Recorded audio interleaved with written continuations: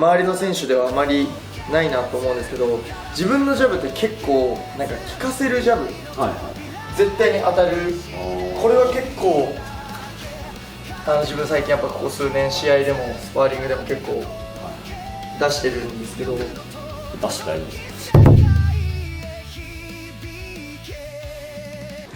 おすこんにちは、空手家国です。今日はですね、第8代クラッシュライト級王座で、今年2月の K1 で朝久選手との激闘を制し念願のベルトをつかみ取った、第7代、K1 ワールドグランプリライト級チャンピオンの、里見柚月選手です。よろしくお願いします。お願いします。お願いします。お願いします。お願いします。お願いします。お願いします。おめでとうございます。ありがとうございます。ちょうど2月の、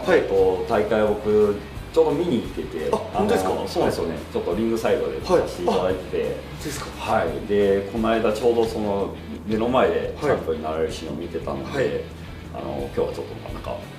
隣に来ていただいたので、嬉しいです。光栄ですもん。いや本当おめでとうございます。はい、ありがとうございます。本当激闘でした。そうですね。なんかこう自分もう最後は本当全部を本当このベルト取るためになんか出し尽くしたなっていう感じで。終わってみて本当皆さんにこういい試合だったってこう言ってもらえて、よかったなっていう。すっごいハラハラしながら見てそうですね。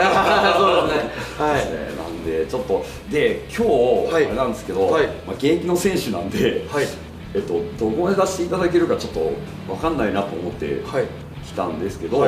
あごめんなさい、実はちょっと僕が、つい先日と左の肩を壊してしまいまして、今日ちょっと左手がちゃんと動かせない状態なので、まあでももともとその里見選手に習ってみたいなって今回コラボの前に思ってたのが、前回のベルト取る時の試合でも結構前手、右のジャブですね、最初まで右のジャブの有効打が結構多かってで、正直前半ちょっと、前蹴りかなんかでちょっと持って帰った時に、ちょっとやばいかなと思ってたのを、途中でひっくり返すとかもちょいちょいこうジャブがいい感じで当たってて、うまいなっていう感じで見てたんで、できたらジャブとかを教わりたいなと思ってるんですけど、ぜひもう本当大丈夫ですかね？はい、もう本当自分流のジャブ、結構本当自分は得意として、でこの間の試合もやっぱりキーポイントはジャブだなと思って、ずっとジャブを練習してたんで、そこをちょっとよかったらお伝えできたらと思います。はい、ありがとうございます。はい。じゃあもう早速よろしいですか？お願いします。お願いします。お願いします。どんな感じで？いやもう普通に自分の基本的に僕キックボクシングとかど素人なんですけど、コラボの時に習うだけなので、で普段もう素手かこのペランペランのサポーターみたいなやつだけしか吸わしないんで、グローブをつけた練習自体がほぼほぼコラボの時しかしないんで、その間合い感も全然違うんですよね。なんで、それも含めてなんでなんですかね、完全に入ったばっかりの初心者に教える体で里見選手が使ってるジャブのコツみたいなものをできれば深いところで、超基本から深いところで教えていただけたらありがたいです。わかりました。まずじゃあ本当ジャブの基本的なもう打ち方ぐらいから。全然お願いします。で自分たちキックボクシングはやっぱり顔面もありな競技になるんで、顔をもらえないためにまずはこう体を結構半身に構えます。こっちの方がいいですか？すいません。そうですね。体を結構半身にします。結構空手の選手とかを自分は結構拝見するんですけど、やっぱ両方使ったりするんで顔が結構前に向くかなってやっぱ思ってて、で自分たちは結構ボクサー寄りっていうかキックボクシングも結構体をすごい半身に向けます。で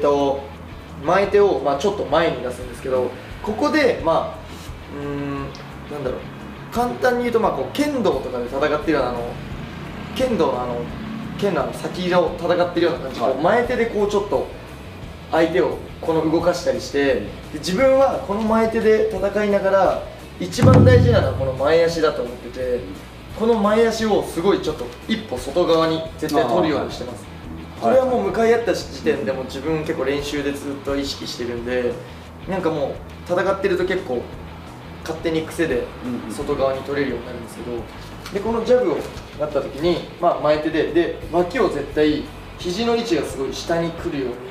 こう開くとパンチって結構当たんなかったりするんで、自分はなるべくこの手を下から打つんですけど、でこれを足を外側に置いて、そうすると相手もちょっとこう若干手を外に、はい、これを使ってうまくジャブを入れる。なるほどっすね。はい、なんか本当なんかどれだけ相手を錯覚させれるかでジャブってすごい自分は変わるなと思ってて。そうするとあれですね、これ多分こっちの下をこっちに向いて僕がやった方がいいのかな。要はこう構えてて、里見選手がこっちにポジションを取るから、思わずそれを追おうとしてこの手が若干こう開くことでセンターが当たるんですね。どれぐらい開かせるかとか、あとは、その前手を外で最初からこう意外と内側ってなかなかここが空いてくれないので、先に相手にちょっと自分から触って相手にジャブを打たせます、で打った時に外からジャブを返す、まあ、カウンターのジャブみたいな感じで来た瞬間にこういうジャブを返したりして、そうするとこっちがどんどんもらうんで、必然的にやっぱ相手はこっちをガードしようとした時に中から打ったりとかのジャブがまずまあ一つで、自分結構これ周りの選手ではあまりないなと思うんですけど、自分のジャブって結構なんか効かせるジャブ、ジャブって結構まあもらってただ嫌ぐらいなだけなんですけど、なんか自分この間の試合も結構朝久選手は若干こうダメージもあるぐらいこう顔がこう飛ぶぐらいジャブを打ってたんですけど、それはなんか自分はこう意識してるのは、打った時にまあ空手だと本当すごいそうだと思うんですけど、この面ではなくて打った時に最後にやっぱ拳をちょっとこう入れるジャブを打って、それを素手で自分たちその上からバンテージを分厚くして、その上からグローブつけるんですけど、その上からでもちゃんとここで感じ取れるぐらいのジャブをやっぱりこうミット打ちとかでグローブして、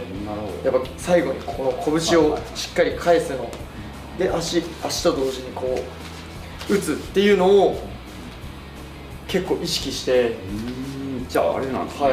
グローブつけてるけどちゃんと拳で点でしっかり当てるっていう。それがすごい自分大事だなって思ってて、それがなんかこう普通の選手って多分できないなって、自分トレーナーとかがいないんで、教えてもらうことがないんで自分で気づくしかないんですよね。そうなった時にこの選手のパンチってなんか硬いなとかよく結構言う人がいるんですけど、硬いって何なんだろうと思った時に、やっぱりこの面積がここの面で顔に当ててくるのか、この拳で点で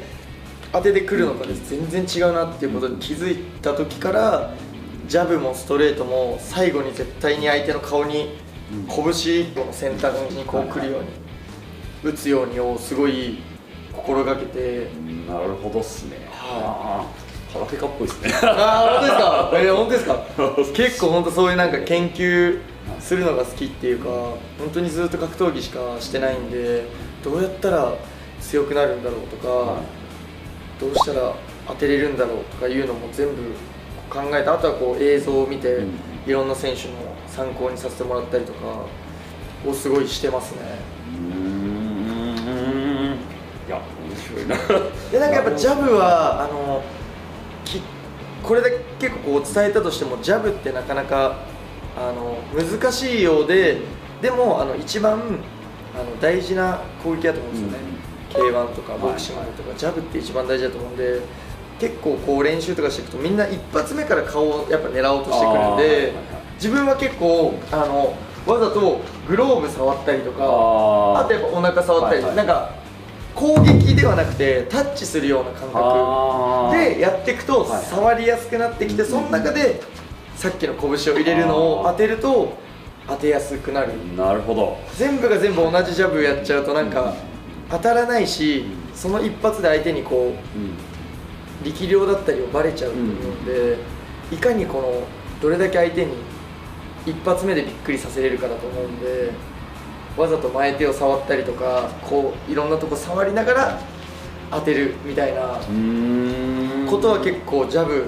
は意識してますね。なるほど。はい。そっか、若干なんか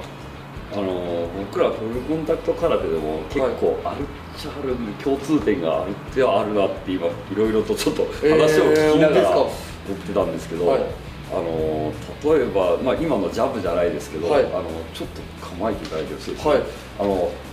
僕らは基本顔面パンチがないんで、ボディメインなんですけど、当然ボディを当たるところを打てば相手も攻撃当たるところに飛び込まなきゃいけないんで、いきなりここ行くのはカウンターもらうかもしれない、怖いんで、なんですかね、初めは、このぐらいの距離で、絶対当たんないんですよ、当たんないんですけど、当てるよっていうイメージだけ持つと相手って反応してくれるんで、例えばこう構えてて当てるよってふりして、一瞬ピクって反応した時に、その時に反応させからパチンと弾いていくと攻撃が入ったりするんで、こっちのイメージは本当に当てるつもりだけど当たんないことは分かってるんですよ。っていうのでちょっと動かして、で動かしたやつに対してちょっと触ると安全に入れるっていうのはよくやるんで、なんかそれが今の話のジャムに近いのかなと思って。やっぱ共通点あるなと思いながら、キックボクシングだとそうなるんだっていう。なんか空手をやっぱ見てると結構根性とか打たれ強さってすごい大事になってくると思うんですけど、やっぱ顔面がありになることによって本当一つのズレだったり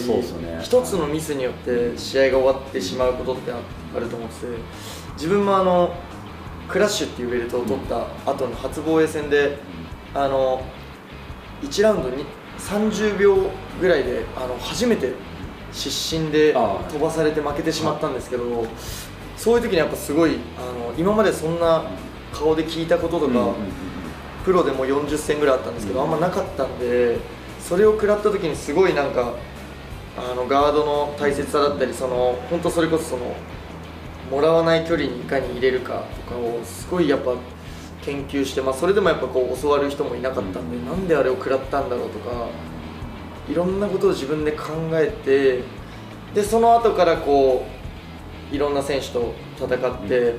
でこの間の K1 のベルトまでたどり着けたんですけど、やっぱこうそういう面で言うとそうですね、いかにこうもらわない距離にいたりとか、あともう一つ自分はすごい子供たちも教えたりもしてるんですけど、キッズもたくさん教えてたり会員さんも教えるんですよ。その中ですごい意識するのが、こう戦ってる時に絶対にそれこそ絶対にもらわない場所があると思ってて、あるじゃないですか、そこはもうこれはもう自分の陣地でこう相手の陣地があって、そこに当てる時は一瞬踏み込まないといけない、じゃないと当たらないじゃないですか。ただこれの足をジャブ打つ時って一歩こう入るんですけど、これの足が入ってる時間が長かったりすると相手のボケは食らっちゃうんで、いかに相手の陣地に一瞬だけ入って抜け出せれるかみたいなゲーム感覚のマスをやってもらったりとか、あとは逆に相手がじゃあ一歩入ってくる時に対してそのまま足を止めてたら陣地に入られて逃げられちゃうんで、足を一歩入られた時には自分が逃げる、じゃあ自分の陣地が下がるから入られないみたいな、ちょっとこうコマなんですかね、こうそういう感覚でゲーム感覚でやったりとかもしますし、それで例えばこうパンチを打たないで足だけ入るで逃げるだけでもこれはフェイントになるんで、相手がそれこそビクってなるんで足だけ入れるフェイントだったりとかもそういうジャブのなんかこうテクニックのゲーム感覚でやったりとかはすごいやってますね。それいいですね。